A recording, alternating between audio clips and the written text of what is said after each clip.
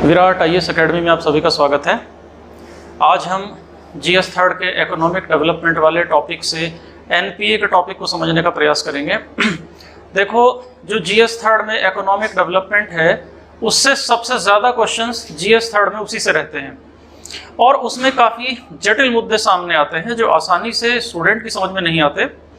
जब तक सब्जेक्ट की गहराई में उतर करके आंसर राइटिंग नहीं किया जाएगा तो तब तक बात नहीं बन पाती है। और जीएस थर्ड में आप मार्क्स को अगर कैटेगराइज करें पिछले 4-5 साल के 5 सालों के जो सेलेक्टेड लोगों के जो जीएस के मार्क्स हैं, अगर आप उनको एनालाइज करेंगे तो आप पाएंगे कि सबसे कम मार्क्स जीएस थर्ड में ही आ रहे हैं। इसलिए काफ़ी ज़रूरी हो जाता है जीएस थर्ड पर फोकस करना। तो आज हम इकोनॉमिक डेवलपमेंट को समझने की कोशिश करेंगे और इसका एक इम्पॉर्टेंट टॉपिक है नॉन परफॉर्मिंग एसेट्स, एनपीए, अर्थात गैर निष्पादित संपत्तियां। सबसे पहले तो आप ये समझ लीजिए कि एसेट कहते किसे हैं। देखिए, हर वो वस्तु जिसे करेंसी में हम शो कर सकते हैं, मुद्रा में व्यक्त कर सकते हैं, उसको एसेट कहते हैं। यानी एसेट एक इकोनॉमी रिसोर्स है, एक आर्थिक संसाधन है, जैसे लैंड, मशीन एटसेट्रा। अब एसेट आइडल एसेट भी हो सकता है, एसेट परफॉर्मिंग भी हो सकता है, एसेट नॉन परफॉर्मिंग भी हो सकता है। तो बैंकों से ग्राहकों को जो कर्ज दिया जाता है और अगर उस कर्ज की मात्रा यानी जिसका भुगतान मूलधन और ब्याज, प्रिंसिपल और इंटरेस्ट 90 दिन या उससे ज़्यादा के पीरियड में नहीं किया जा रहा है तो उसको एनपीए कहते हैं। मैं फिर रिपीट करूंगा कि एनपीए कहते किसे हैं। देखो, बैंकों के द्वारा अपने ग्राहकों को दिया गया वो डेट, वो ऋण जिसकी मात्रा, जिसका भुगतान यानी प्रिंसिपल और ब्याज दोनों मिलाकर 90 दिन या उससे ज़्यादा तक अगर पेमेंट ना किया जाए तो उसको एनपीए कहते हैं। अगर और व्यापक अर्थों में बात करें तो एनपीए किसी बैंक या फाइनेंशियल इंस्टीट्यूट की वो उधारी है जो 3-4 कंडीशंस में से किसी एक कंडीशन को पूरा करती हो। जैसे पहली कंडीशन, उस कर्ज का प्रिंसिपल और इंटरेस्ट का अमाउंट 90 दिन या उससे ज्यादा तक पे ना किया जाए। दूसरा, एग्रीकल्चर में अल्पकाल की फसल के लिए यानी शॉर्ट पीरियड की क्रॉप के लिए दिया गया जो ऋण है उसका भुगतान 2 फसली मौसम तक ना किया गया हो, यानी 2 क्रॉप के जो सीजन है उन तक ना किया गया हो। या तीसरा, एग्रीकल्चर सेक्टर में लॉन्ग टर्म के लिए जो लोन दिया गया है फसल के लिए, उसका पेमेंट, उसका भुगतान एक फसली मौसम यानी एक क्रॉपिंग जो सीजन है उस तक ना किया गया हो। या ओवरड्राफ्ट या कैश क्रेडिट की स्थिति में अगर कस्टमर का अकाउंट 90 दिन से ज्यादा आइडल पड़ा हो, निष्क्रिय पड़ा हो, तो इनमें से अगर किसी भी कंडीशन को फुलफिल किया जाता है तो उसको एनपीए कहलाया जाता है। आरबीआई ने देखो किसी भी लोन अमाउंट को एनपीए बनने से पहले उसके दबाव के बेस पर, उसके स्ट्रेस के बेस पर उसको बचाने के लिए स्पेशल मेंशन अकाउंट की 3 कैटेगरीज उसको बताने के लिए बनाई हैं। स्पेशल मेंशन अकाउंट यानी एसएमए। पहली सीरीज है एसएमए 0 यानी मूलधन या ब्याज अगर 30 दिन तक ओवर ड्यू है। दूसरी कैटेगरी है एसएमए 1 स्पेशल मेंशन अकाउंट 1 यानी प्रिंसिपल या इंटरेस्ट अगर 31 से 60 दिनों तक ओवर ड्यू हो, ना पे किया गया हो। तीसरी कैटेगरी है एसएमए 2, इसमें प्रिंसिपल या इंटरेस्ट 61 से 90 दिन तक ओवर ड्यू हो। और क्या क्लासिफिकेशन है एनपीए का? इसके अलावा कुछ सब स्टैंडर्ड एसेट्स होते हैं एनपीए के। सब स्टैंडर्ड एसेट्स, अगर कोई एसेट 1 साल तक एनपीए में रहे तो उसे सब स्टैंडर्ड एसेट कहते हैं। दूसरे होते हैं डाउटफुल एसेट्स, संदिग्ध परिसंपत्तियां, यानी वो एसेट्स जो 1 साल से ज्यादा तक सब स्टैंडर्ड की कैटेगरी में हो तो वो डाउटफुल एसेट्स होते हैं। तीसरा क्लासिफिकेशन है लॉस एसेट्स, यानी वो एसेट जो 36 महीने के बाद भी एनपीए में रहे, यानी आरबीआई अनाउंस कर दे कि इस एसेट की वसूली पॉसिबल नहीं है, तो उसको लॉस एसेट में रखा जाता है। अब हम ये डिस्कस करेंगे कि एनपीए के रीजंस क्या हैं, यानी कौन कौन से कारक हैं एनपीए के। देखो, सबसे पहला जो फैक्टर है वो है कृषि क्षेत्र में अनिश्चितता, अनसर्टेनिटी है एग्रीकल्चर में बहुत ज़्यादा। किसानों को उनकी फसल का सही दाम नहीं मिलता और एज ए रिजल्ट बैंकों का एनपीए बढ़ने लगता है। दूसरा फैक्टर है जो इकोनॉमिक ग्रोथ रेट है उसमें कमी, यानी आर्थिक समृद्धि दर में कमी। अगर इंडस्ट्रियल प्रोडक्शन में कमी हो जाए तो इंडस्ट्रीज की इनकम घटने लगती है, एज ए रिजल्ट एनपीए बढ़ता है। यानी जो इंडस्ट्रियल यूनिट्स हैं उनकी खराब बैलेंस शीट की वजह से बैंकों की बैलेंस शीट खराब होने लगती है, और इसको देखो ट्विन बैलेंस शीट प्रॉब्लम भी कहते हैं। Twin balance sheet problem. जो सरकारी बैंक हैं, पब्लिक सेक्टर बैंक्स, इनका खराब प्रदर्शन, कर्ज देते समय एसेट की क्वालिटी का सही इवेल्युएशन न कर पाना, यानी पब्लिक सेक्टर बैंक्स का मैनेजमेंट बड़ा खराब है। नेक्स्ट रीजन है अपारदर्शी exit policy, non transparent exit policy. Economic survey 2020-21 ये बताता है कि इंडिया में जो इकोनॉमिक यूनिट्स हैं उनको स्वैच्छिक रूप से बंद करने में औसतन 1570 दिन का समय लगता है, जिसका मेन रीजन अननेसेसरी रेगुलेशन है। परिणाम स्वरूप जो इकोनॉमिक यूनिट है उसकी लिक्विडेशन का टाइम बढ़ जाता है, और ये भी देखा गया है कि विभिन्न वजहों से जो इकोनॉमिक यूनिट है, जो आर्थिक इकाई है, उसको नुकसान में भी चलाए रखा जाता है, ऑपरेशन में रखते हैं उसको, जबकि लॉस हो रहा होता है। और इसका रिजल्ट ये होता है कि बैंकों का एनपीए क्यूमुलेटिव रूप से, संचयी रूप से बढ़ता रहता है। लिक्विडेशन का क्या मतलब है? देखो, लिक्विडेशन का मतलब है किसी भी एसेट को बेचकर कैश में बदलना, इसको तरलता भी कहते हैं। एनपीए का नेक्स्ट रीजन है किसानों की जो इलॉजिकल तर्क माफी है, बिना किसी वजह के उनका कर्ज माफ कर देना। पॉपुलिस्ट पॉलिसीज को अपनाने के लिए सरकार कर्ज माफ कर देती है, इससे भी एनपीए बढ़ता है।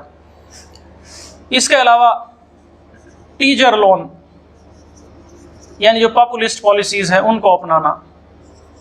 इसके अलावा ग्लोबल रिसेशन की वजह से, वैश्विक मंदी की वजह से इकोनॉमिक एक्टिविटी ठप बढ़ जाती है, इससे भी एनपीए बढ़ता है।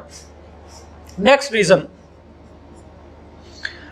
इकोनॉमिक ग्रोथ रेट में कमी होती है।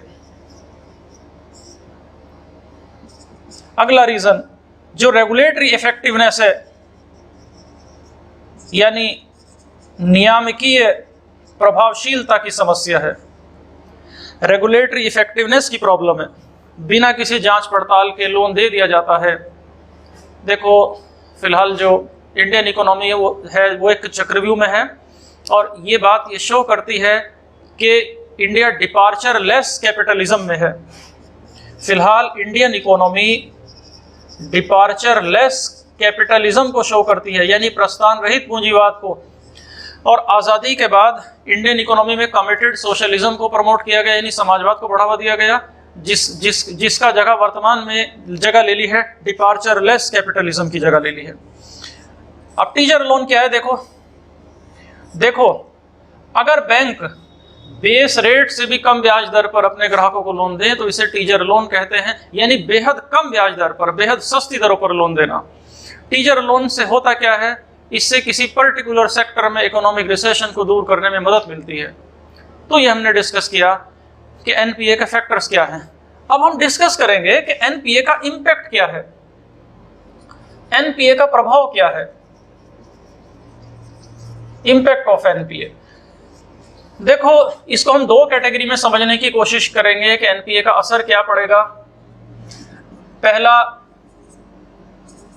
बैंक्स पर क्या असर होगा, यानी फाइनेंशियल इंस्टीट्यूशंस पर क्या असर पड़ेगा। और दूसरा हम ये देखेंगे कि गवर्नमेंट पर क्या असर होगा और इकोनॉमी पर क्या असर होगा। पहले ये देख लेते हैं कि वित्तीय संस्थाओं पर और बैंकों पर क्या असर पड़ेगा। देखो, बैंकों पर पहला असर तो ये पड़ेगा कि रिटर्न ऑफ एसेट्स में कमी होगी। दूसरा, जो रेटिंग एजेंसियां हैं जब ये रेटिंग घटा देती हैं तो सिटीजन्स का बैंकिंग सिस्टम पर विश्वास कम होता है। तीसरा, एनपीए बढ़ने से एसेट्स की क्वालिटी में लगातार गिरावट आती है, जिससे न केवल बैंकों की बैलेंस शीट खराब होती है बल्कि उनकी उधार देने की जो क्षमता है उसमें भी कमी आती है, यानी क्रेडिट क्रिएशन घटता है। पैसा ही नहीं होगा तो कहां से उधार दे पाएंगे। चौथा इंपैक्ट, एनपीए बढ़ने से बैंकों को प्रोविजनिंग के लिए, ध्यान दीजिएगा इस शब्द पर, प्रोविजनिंग के लिए ज्यादा अमाउंट सुरक्षित रखना पड़ता है, जिससे बैंकों के नेट प्रॉफिट घटते हैं, कम होते हैं। तो ये 4 वजह हमने देखी, 4 इंपैक्ट देखे जो बैंक पर पड़ेंगे। अब गवर्नमेंट पर और इकोनॉमी पर एनपीए बढ़ने से क्या असर होगा। देखो, इसमें कोई डाउट नहीं है कि देश में इन्वेस्टमेंट नहीं आता। जहां एनपीए बढ़ता है वहां इन्वेस्टमेंट डिमोरलाइज होता है, as a result economic growth rate घटती है। दूसरा, बैंकिंग सेक्टर पर सिटीजन्स का विश्वास घटता है, जिसकी वजह से फाइनेंशियल इंक्लूजन में दिक्कत होती है, फाइनेंशियल इंक्लूजन में दिक्कत होती है। तीसरा, अगर सरकारी बैंकों में एनपीए बढ़ता है तो सरकार के ऊपर उनको पैसा देने का प्रेशर बढ़ता है, यानी पूंजीकरण का दबाव आता है सरकार के ऊपर, प्रेशर ऑफ कैपिटलाइजेशन आता है, जिसकी वजह से अल्टीमेटली फिस्कल डेफिसिट बढ़ सकता है। चौथा प्रभाव, एनपीए बढ़ने से ग्लोबल लेवल पर इंडियन बैंकिंग सिस्टम और इंडियन इकोनॉमी की गुडविल घटती है, कम होती है गुडविल। तो ये हमने देख लिया कि क्या असर होता है। अब देखिए, बार बार कुछ शब्द आ रहे हैं जिसको लेकर के आप कंफ्यूज होंगे, तो एनपीए से रिलेटेड जो शब्दावली है उसको क्लियर कर लेते हैं। जैसे एक शब्द है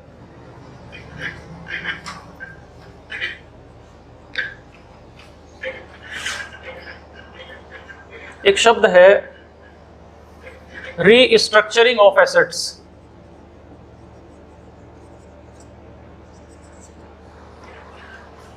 ये क्या है? देखो, इसके तहत बैंकों द्वारा जो ग्राहक है उनको दिया जाने वाला जो कर्ज है उसकी शर्तों को इस तरह से बदला जाता है कि एनपीए को आसानी से वसूला जा सके। यानी इसके तहत ग्राहकों को कर्ज भुगतान से संबंधित ज्यादा सुविधाएं दी जाती हैं, जैसे ब्याज की दरों को कम करना, या जो पेमेंट का जो टाइम पीरियड है उसको बढ़ा देना, या डेट सिक्योरिटी को इक्विटी शेयर सिक्योरिटी में चेंज कर देना वगैरह। दूसरी टर्मिनोलॉजी, राइट ऑफ एसेट।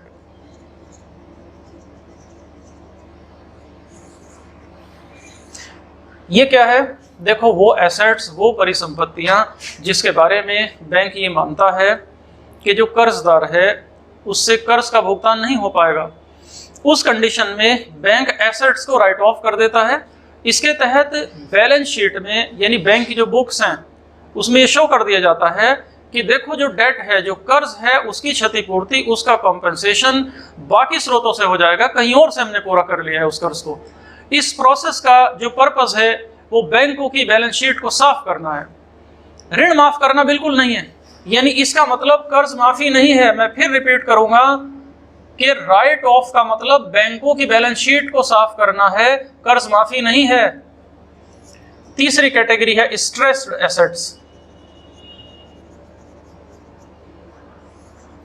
दबावग्रस्त परिसंपत्तियां। देखिए, स्ट्रेस्ड एसेट्स का आप एक इक्वेशन लिख सकते हैं मेरे साथ साथ। Stressed assets is equal to NPA, यानी इसमें एनपीए शामिल है, प्लस इसमें रीस्ट्रक्चरिंग ऑफ एसेट्स शामिल है, प्लस राइट ऑफ एसेट्स। तो इन तीनों को प्लस कर लीजिए तो ये बन जाता है स्ट्रेस्ड एसेट्स। चौथी शब्दावली एनपीए से रिलेटेड, जिसे प्रोविजनिंग कहते हैं। आरबीआई द्वारा बैंकों को अपने प्रॉफिट का कुछ हिस्सा सुरक्षित रखने के लिए कहा जाता है। इसका जो पर्पस है वो रिस्क को मिनिमाइज करना है, जोखिम को कम करना है, और एनपीए बढ़ने की हालत में बैंकों की जो दबाव झेलने की क्षमता है उसको बढ़ाना है। तो इसको प्रोविजनिंग कहते हैं। अब हम इस बात पर विचार करेंगे कि एनपीए से निपटने के लिए क्या सॉल्यूशन सरकार ने लिए हैं, कौन कौन से सॉल्यूशन रहे हैं।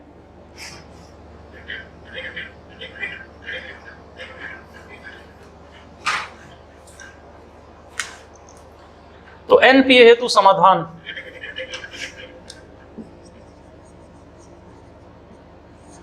देखिए कई कदम सरकार ने उठाए हैं। पहला कदम जो सरकार ने उठाया, सरफेसी एक्ट, सरफेसी अधिनियम 2002 में आया था।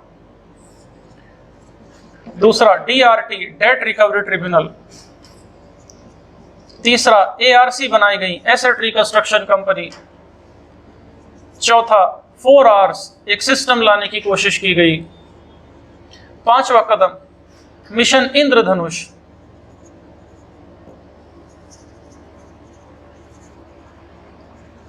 छठा प्रोजेक्ट सशक्त। सातवां कदम पीसीए, पीसीए अर्थात प्रॉम्प्ट करेक्टिव एक्शन। और आठवां और अंतिम कदम IBC, insolvency and bankruptcy code. तो ये 8 कदम शासन स्तर पर उठाए गए हैं ये एनपीए की समस्या से निपटने के लिए। और बेड बैंक, एक और कदम उठाया गया, बेड बैंक। अब एक एक करके विचार करेंगे। देखो जो सरफेसी एक्ट है 2002 वाला, ये एक्ट बैंकों को एनपीए की हालत में कस्टमर्स के एसेट्स को, ग्राहकों की संपत्ति को एक्वायर करने का राइट देता है। यानी जो प्रॉपर्टी उन्होंने लोन लेने के लिए जमानत के तौर पर रखी थी उसको एक्वायर कर लेगा बैंक। और ये प्रोसेस डिस्ट्रिक्ट मजिस्ट्रेट की मदद से 30 दिन के भीतर पूरा हो जाना चाहिए। अगर कोई कंपनी बैंक का लोन चुकाने में असमर्थ हो तो बैंक डीएम की मदद से उस कंपनी के मैनेजमेंट को अपने हाथों में ले सकता है। इसको ध्यान से समझिए इस पॉइंट को। जो सिक्योर्ड एसेट्स हैं उनसे संबंधित लेन देन का रिकॉर्ड रखने के लिए एक रजिस्ट्री बनाई गई है, एक रिकॉर्ड बनाया गया है जहां पर पुराने लेन देन की सारे रिकॉर्ड रखा जाएगा। इससे सेंट्रल लेवल पर जो डिफरेंट फिजिकल एसेट्स है उनका एक डेटाबेस बनेगा और जिसका रिजल्ट ये हो सकता है कि किसी भी नए कर्ज को फ्यूचर में एनपीए बनने से रोका जा सकता है। दूसरा उपाय जो एनपीए से निपटने के लिए किया गया वो डेट रिकवरी ट्रिब्यूनल यानी ऋण वसूली अधिकरण। देखो इसकी स्थापना आरडीडी बीएफआई एक्ट 1993 से ये बना था, यानी recovery of debt due to banks and financial institutions 1993। इसका मेन काम है जो ऋण की वसूली से संबंधित जो डिस्प्यूट्स हैं, कर्ज वसूली से रिलेटेड जो विवाद हैं उनका निपटारा करना है। देखो कोई भी ट्रिब्यूनल किसी खास किस्म के मामलों का ही निपटारा करता है, इसलिए डीआरटी का जो स्टेटमेंट है वो इस तरह के डिस्प्यूट्स के प्रॉम्प्ट रेजोल्यूशन के लिए किया गया, त्वरित रूप से निस्तारण निपटारे के लिए कर्ज का हो जाए इसलिए किया गया। और अगर कोई डीआरटी के निर्णय से असंतुष्ट है तो वो डीआरएटी में अपील कर सकता है, डेट रिकवरी अपीलेट ट्रिब्यूनल। हाल ही में पार्लियामेंट ने इस एक्ट को अमेंड करके डीआरटी और डीआरएटी के जो प्रेसाइडिंग ऑफिसर हैं, जो पीठासीन अधिकारी हैं, उनकी रिटायरमेंट एज को 67 साल कर दिया 65 से। और ये भी प्रोविजन किया गया है कि बैंक द्वारा उस ट्रिब्यूनल में मामला दायर किया जा सकता है जिसके ज्यूरिसडिक्शन में, अधिकार में बैंक की जो ब्रांच आती है जहां ऋण बकाया है। ऑल्दो डीआरटी और डीआरएटी की जो संख्या है देश में बहुत कम है और जो डिस्प्यूटेड मामले हैं उनकी संख्या बहुत ज़्यादा है और प्रोफेशनल पेशेवरों की कमी है, इसलिए बहुत सीमित संख्या में ही डिस्प्यूट को रिजॉल्व ये कर पाया है। सीमित संख्या में विवादों का निपटारा सिस्टम कर पाता है। एनपीए से निपटने के लिए नेक्स्ट स्टेप है एआरसी, एसेट रिकंस्ट्रक्शन कंपनी। देखो वो कंपनी जो बैंक के एजेंट के रूप में काम करते हुए बैंक के स्ट्रेस्ड एसेट्स का, दबावग्रस्त परिसंपत्तियों का जो रीस्ट्रक्चरिंग करती है उसको एआरसी कहते हैं। ये कंपनी एक्ट के तहत एक प्राइवेट सेक्टर की कंपनी होती है जो बैंक के एजेंट के रूप में कस्टमर से कर्ज वसूलती है। एआरसी को लाइसेंस देता है आरबीआई, यानी आरबीआई के रेगुलेशन में काम करती है। और ध्यान से समझने की कोशिश कीजिएगा कि एआरसी सरफेसी एक्ट के तहत कस्टमर से ऋण वसूल सकती है। इस प्रोसेस के तहत एआरसी को अपना कर्ज वसूलने का अधिकार ट्रांसफर कर दिया जाता है। एक समझौता होता है जिसके तहत एआरसी बैंकों को एक निश्चित अमाउंट ट्रांसफर करेगी। इस पूरे प्रोसेस को बैंक की बैलेंस शीट को साफ सुथरा बनाना है और जो स्ट्रेस्ड एसेट्स हैं, जो दबावग्रस्त परिसंपत्ति है, उनकी वसूली करना है। आरबीआई की रिपोर्ट के मुताबिक एआरसी ऋण वसूली में ज्यादा कारगर नहीं है, इसलिए इस सिस्टम को रिव्यू करने के लिए आरबीआई ने कमेटी बनाई, जिसका चेयरमैन बनाया सुदर्शन सेन को, और उन्हीं के नाम पर कमेटी का नाम पड़ा सुदर्शन सेन समिति, सुदर्शन सेन कमेटी। इसने कुछ सिफारिशें दी। सुदर्शन सेन समिति ने कहा कि स्ट्रेस्ड एसेट्स अगर शुरू में ही नजर आने लगे तो बैंकों को अपना एनपीए बेचने को प्रोत्साहित करना चाहिए। ये भी कहा इस कमेटी ने कि 50 करोड़ के जो एसेट हैं उनकी वैल्यू को डिसाइड करने के लिए 2 कंसोर्टियम हो, 2 मूल्यांकन करता हो, और 100 से 500 करोड़ के बीच की जो संपत्ति है उसके लिए 1 कंसोर्टियम हो, 1 मूल्यांकन करता हो। कमेटी ने यह भी कहा कि कंसोर्टियम सिस्टम के तहत अगर 66% क्रेडिटर्स, कर्ज देने वाले, एआरसी के प्रपोजल को एक्सेप्ट करने का फैसला कर लें तो इसको बाकी कर्जदाताओं पर भी मैंडेटरी बनाया जा सकता है और 60 दिन के अंदर इसको लागू किया जाना चाहिए। और चौथी बात सुदर्शन सेन कमेटी ने कही कि जो दबावग्रस्त एसेट्स हैं उनके लिए एआरसी के पास कम से कम 200 करोड़ की कैपिटल होनी चाहिए। नेक्स्ट जो सोल्यूशन एनसीए से निपटने के लिए है वो है मिशन इंद्रधनुष। देखो, बैंकों की कुशलता को बेहतर करने के लिए सरकार एक 7 सूत्री योजना लेकर आई, जिसे इंद्रधनुष किया कहा जाता है, ताकि पब्लिक सेक्टर बैंक की अकाउंटेबिलिटी बढ़े, ट्रांसपेरेंसी आए।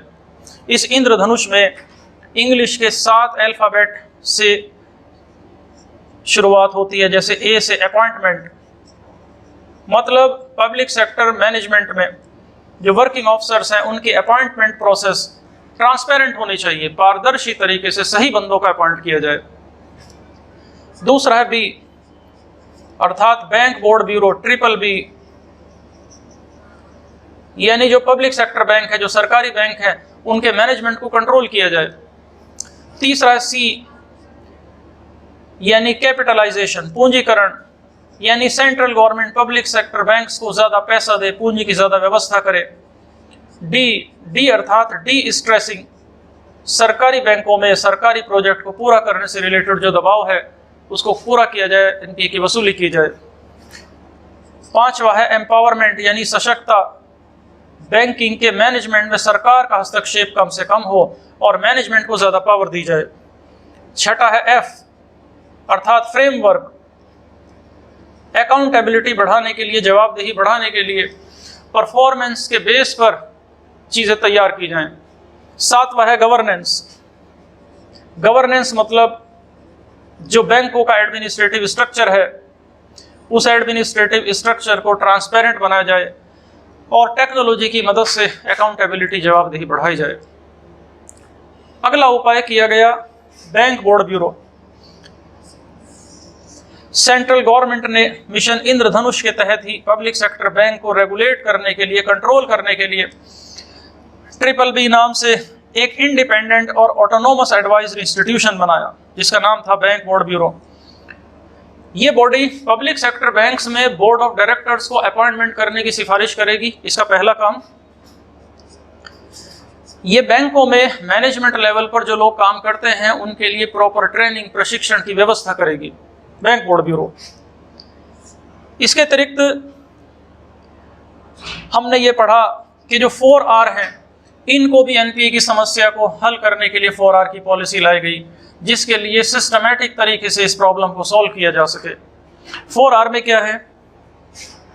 पहला R है रिकॉग्निशन।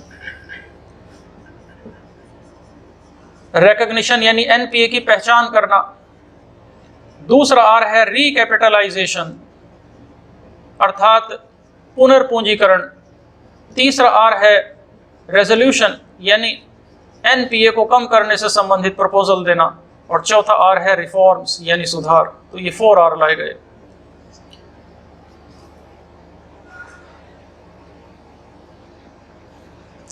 अगला सॉल्यूशन किया गया प्रोजेक्ट सशक्त।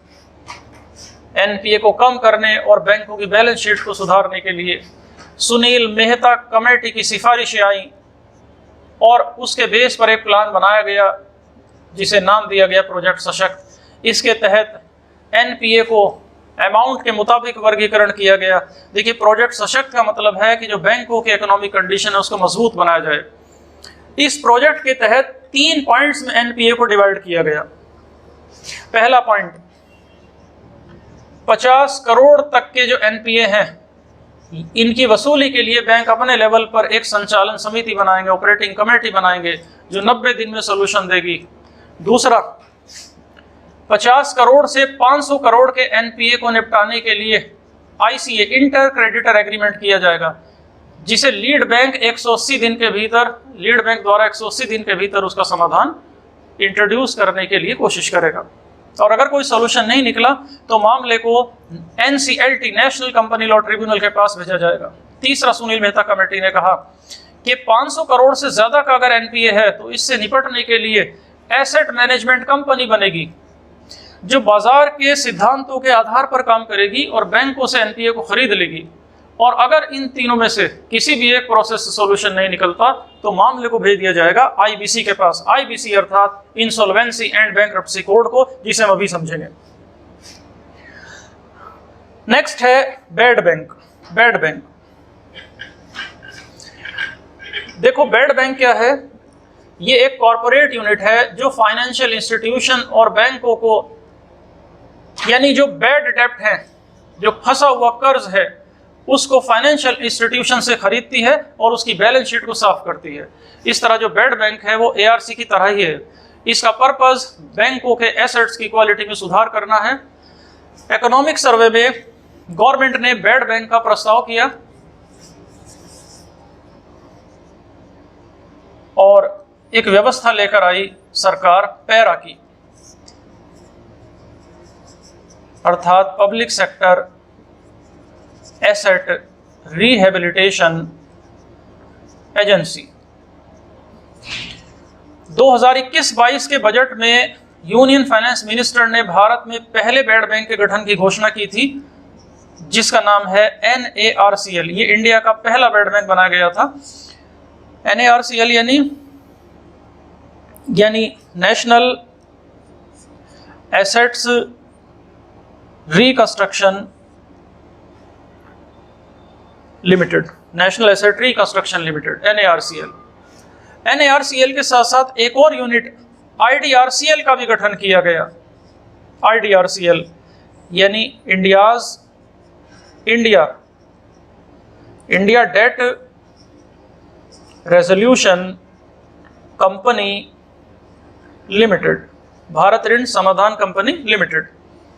ये एक सर्विस प्रोवाइडर, सेवा प्रदाता कंपनी IDRCL, जो एसेट्स को मैनेज करने के लिए बाजार में जितने भी उनका इस्तेमाल करेगी।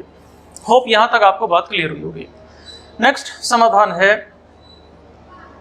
Insolvency and bankruptcy code, IBC।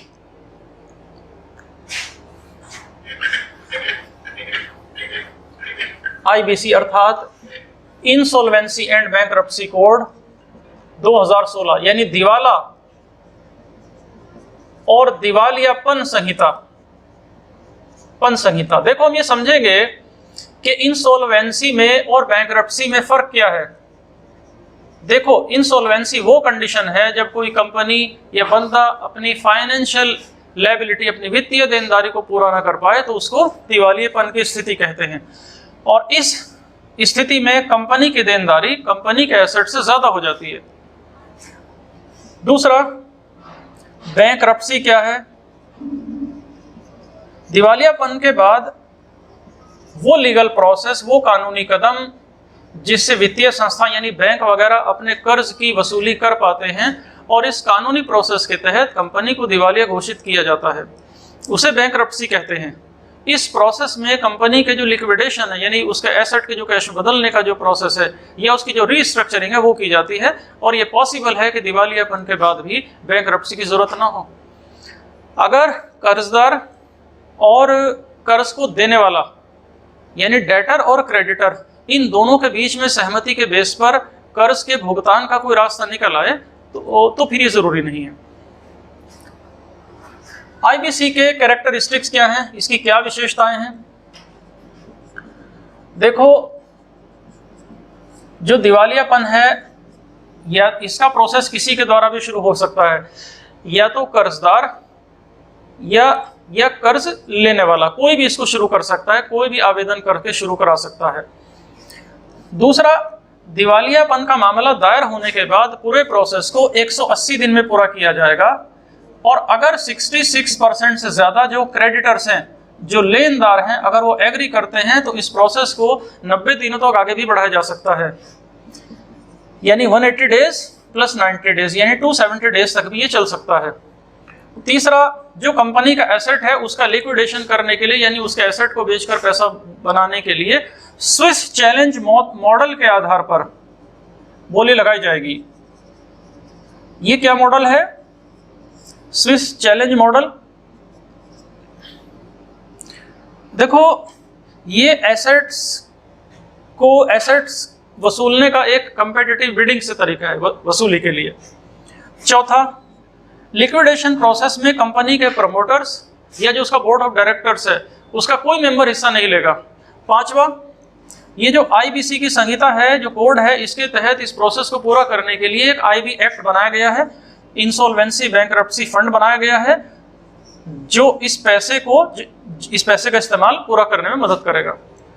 हालांकि आईबीसी को इसकी आलोचना भी की जाती है कि इसका प्रोसेस पूरा करने के बाद भी जो क्रेडिटर्स हैं उन्हें पूरा पैसा नहीं मिल पा रहा, वसूली नहीं हो पा रही है। और इसमें यह भी आलोचना है कि जो एक्सपर्ट्स हैं, प्रोफेशनल्स हैं, उनकी कमी है देश में, जिससे आईबीसी का प्रोसेस टाइमली पूरा नहीं हो पा रहा। तीसरा और लास्ट इसका जो क्रिटिसिज्म है, यानी इस कोड में ये क्लियर नहीं है कि सेफ और सिक्योर लोन और जो अनसिक्योर्ड लोन्स हैं उनमें से कितनी वसूली हो पाएगी। तो ये हमने एनपीए के टॉपिक को मेंस के पर्सपेक्टिव से बहुत डिटेल में डिस्कस किया, बहुत गहराई में डिस्कस किया। आप इस वीडियो को बार बार रिवाइज कीजिए, शॉर्ट नोट बनाइए, हमेशा नोट्स को शॉर्ट ही रखना, की पॉइंट्स मेंटेन कर लेना। होप कि चीज़ें आज आपको क्लियर हुई होंगी। Thanks for this session. Next session में हम इकोनॉमी के किसी और टफ टॉपिक के साथ आएंगे। कीप ऑन वॉचिंग, सब्सक्राइब कीजिए हमारे चैनल को अगर आपको हमारे वीडियोस, हमारी इन्फॉर्मेशंस पसंद आती हैं, वैल्यूएबल लगती हैं। बेल आइकन प्रेस कीजिए, शेयर कीजिए। Thank you very much.